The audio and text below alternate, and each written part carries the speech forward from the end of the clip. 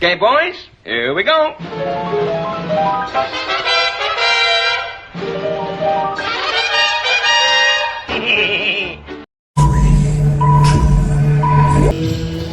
सैकड़ों साल पहले की बात है। पुरातात्विक दस्तावेज के तौर पर संग्रहित पुस्तक मादला भांजी और बाया चक्रा में उल्लेख है कि 13वीं सदी में गंग वंश के राजा लांगुला नरसिंह देव ने इस सूर्य मंदिर का निर्माण करवाया था। नरसिंह देव युद्ध में बड़े प्रवीण और शक्तिशाली थे और मात्र 18 साल की उम्र में वे अपने पिता राजा अनंग भीम देव की विशाल सेना के प्रधान सेनापति नियुक्त कर दिए गए थे।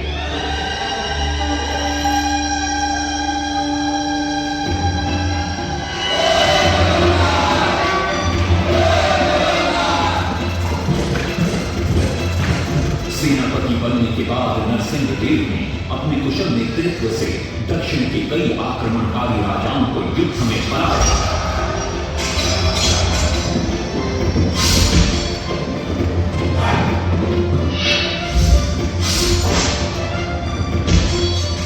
और उनके राजकोष पर कब्जा कर लिया।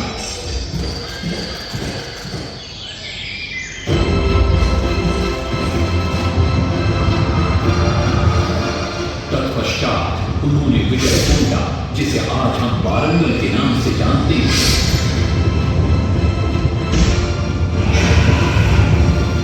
कि काकतीय वंश के राजा गणपति को परास्त किया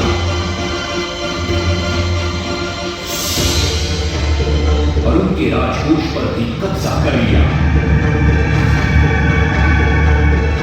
3 वर्षों तक निरंतर युद्ध के पश्चात जब वे बहुत सारी धन संपदा लेकर कलिंग लौटे तो राजमहल में उनका भव्य स्वागत हुआ।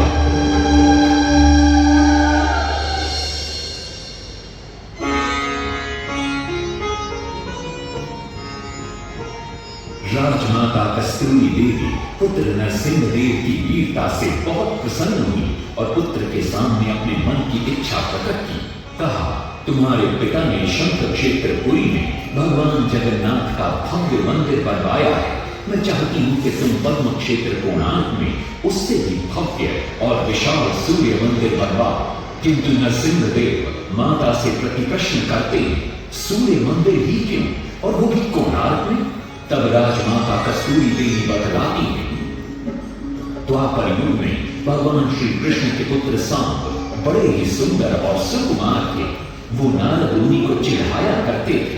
एक दिन नारद मुनि ने सांब को सबक सिखाने की योजना बनाई और उन्होंने सांब की सुंदरता की प्रशंसा कर उन्हें गोपियों के साथ जल क्रीड़ा करने को उकसाया। वहीं दूसरी तरफ भगवान श्री कृष्ण को जाकर कह दिया कि सांब अपनी मां समान गोपियों के साथ जल क्रीड़ा कर रहा है। श्री कृष्ण इस बात से बहुत क्रोधित हो जाते हैं और वे सांब को श्राप दे देते हैं, जिस सुंदरता का तुम्हें अभिमान है वो तत्क्षण नष्ट हो जा। सांब को घोर हो जाता है। जब सांब राजमहल लौटते हैं और मां चांद देवी को ये पता चलता है कि पिता श्री कृष्ण के श्राप की वजह से सांब की ये अवस्था हुई तो सारी रानियां क्रोधित हो जाती हैं। नारद जी को बुलाया जाता है। वे रोग मुक्ति का उपाय बतलाते हैं। वे कहते हैं, सूर्य की पहली किरण उग्र देश के एक कोण पर पड़ती है जिसका नाम कोणार्क है। सांब को वहीं जाकर सूर्य की आराधना करनी होगी।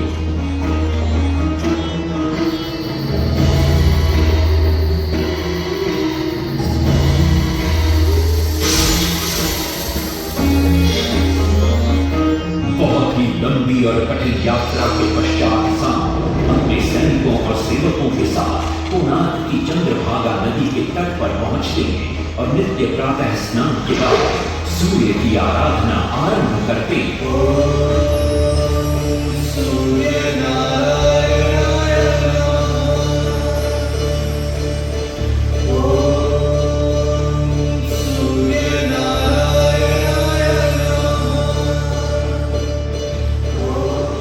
अन्न जल त्याग कर 12 साल की कठिन तपस्या के बाद सूर्य देव प्रसन्न होकर प्रकट होते और सांब को रोग मुक्त होने का वरदान देते।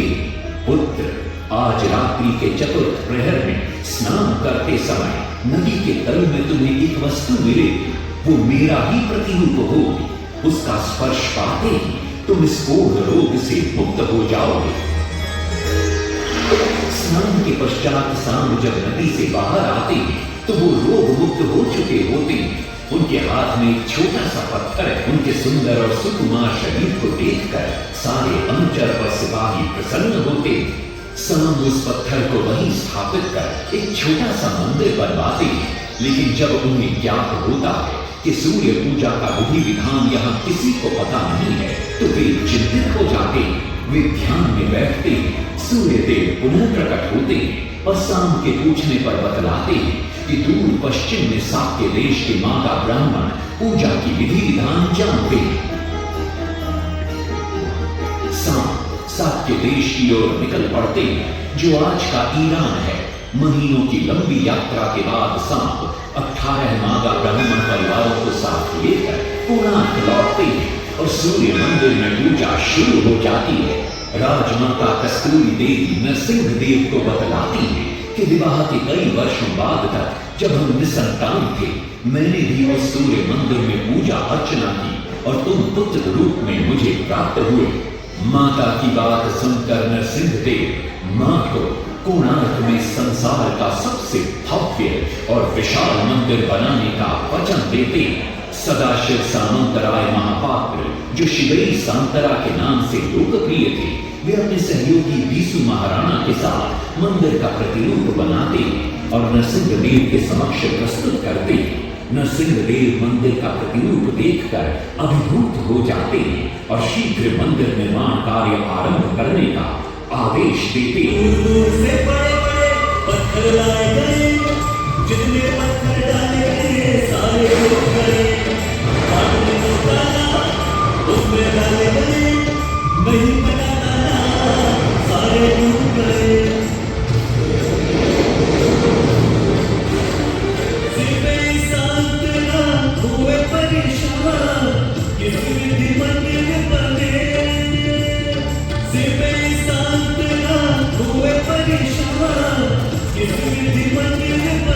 एक दिन वे चिंतामग्न कोणार्क लौट रहे थे, तभी उन्हें प्यास महसूस हुई। उन्हें पास ही में एक कुटिया दिखाई पड़ती है जहाँ एक बूढ़ी औरत से उनकी भेंट होती है। शिवई सांतरा पानी मांगते हैं।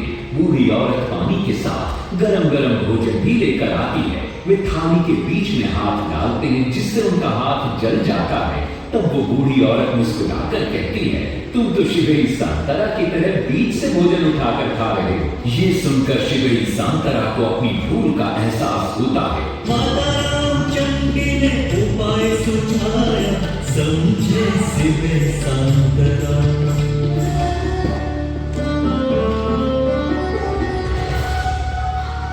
तत्पश्चात वो किनारे से पत्थर डलवाना शुरू करते हैं और मंदिर निर्माण का कार्य तेजी से आगे बढ़ने लगता है।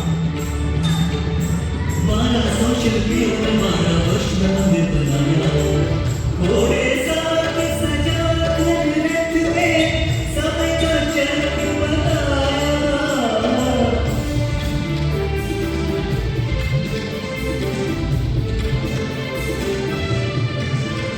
दूसरी तरफ कलिंग के उत्तर के राज्यों के नवाबों के बार बार राज्य पर आक्रमण हो रहे थे। इन आक्रमणों से क्रोधित होकर नरसिंह देव अपनी विशाल सेना को लेकर युद्ध के लिए निकल पड़े।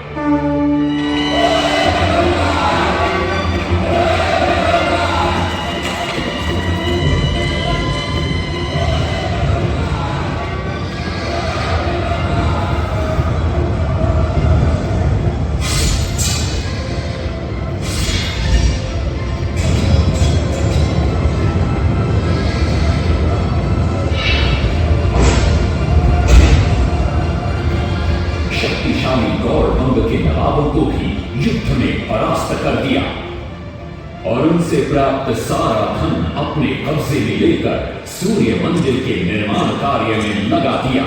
1200 कारीगरों के अथक प्रयास से 12 साल बाद विशाल और भव्य सूर्य मंदिर बनकर तैयार हुआ। उस समय के लोगों में वास्तुशास्त्र, ज्योतिष शास्त्र और खगोल शास्त्र का जो ज्ञान था, उसे देखकर आज के बड़े बड़े वैज्ञानिक भी आश्चर्यचकित रह जाते हैं। कई प्रयासों के बाद भी मंदिर के गुंबद पर कलश स्थापित नहीं हो पा रहा था। क्रोधित नरसिंह देव ने आदेश दिया कि कल प्रातः काल तक यदि कलश स्थापित नहीं हुआ तो सबके सर धड़ से अलग कर दिए जाएंगे। सभी शिल्पकार घोर चिंता में डूब जाते हैं।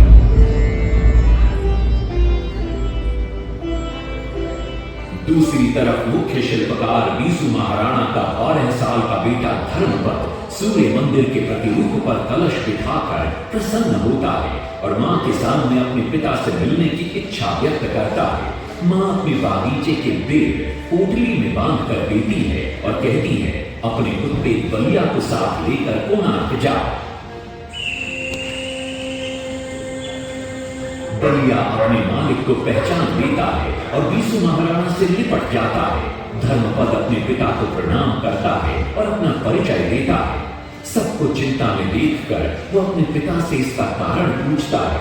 कारण जानकर धर्मपद कहता है, अगर आप आज्ञा दें तो मैं मंदिर के गुंबद पर कलश स्थापित कर सकता हूं। शिवे सांतरा धर्मपद को अनुमति दे देती है। धर्मपद गुंबद पर चढ़ जाता है और कुछ ही समय के प्रयत्न के पश्चात वो कलश को स्थापित करने में सफल हो जाता है। गुंबद पर कलश स्थापित होते ही नीचे गर्भगृह में चारों दिशाओं में लगे चुंबकों के आकर्षण से सूर्य महाप्रभु की मूर्ति शून्य में स्थापित हो जाती है। सब धर्मपद को कंधे पर बिठाकर खुशी से नृत्य करने लगते हैं। तभी कुछ कारीगर इसका विरोध करते हुए कहते हैं, अगर सुबह राजा को ये पता लग गया कि इस बच्चे ने कलश को स्थापित किया है तो किसी का बचना संभव नहीं है, इसलिए धर्मपद को मरना होगा। इस बात से शिवे सांतरा बड़े क्रोधित हो जाते हैं। भीषण वाद विवाद छिड़ जाता है। ये सब देखकर धर्मपद गहरी चिंता में पड़ जाता है और वो सोचता है कि यदि मेरे जीवित रहने से इन सब का सर काट दिया जाएगा तो इससे अच्छा है कि मैं आत्म बलिदान कर दूं ताकि सबके प्राण बच जाएं। और उसी पल धर्मपद नवनिर्मित सूर्य मंदिर के शिखर पर चढ़ जाता है।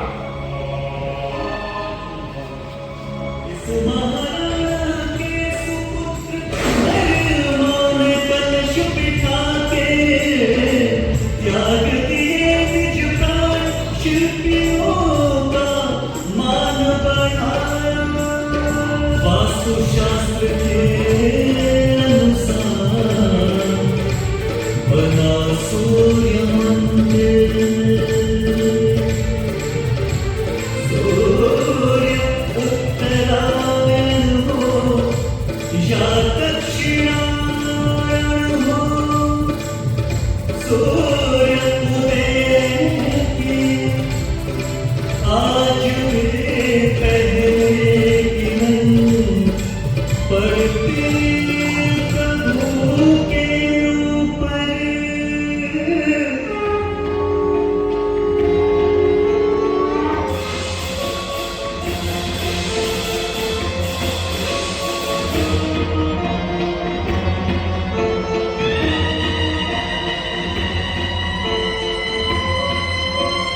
तभी वहां नरसिंह देव भी आ पहुंचते हैं।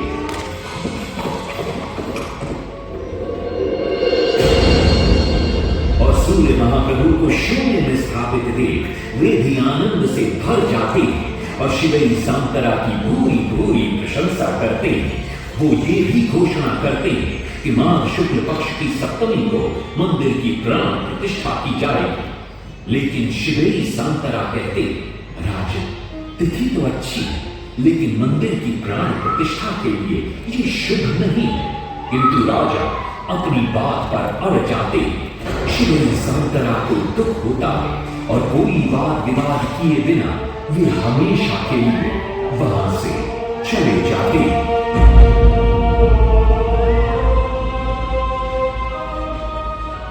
पूर्व निर्धारित तिथि पर मंदिर की प्राण प्रतिष्ठा संपन्न होती है।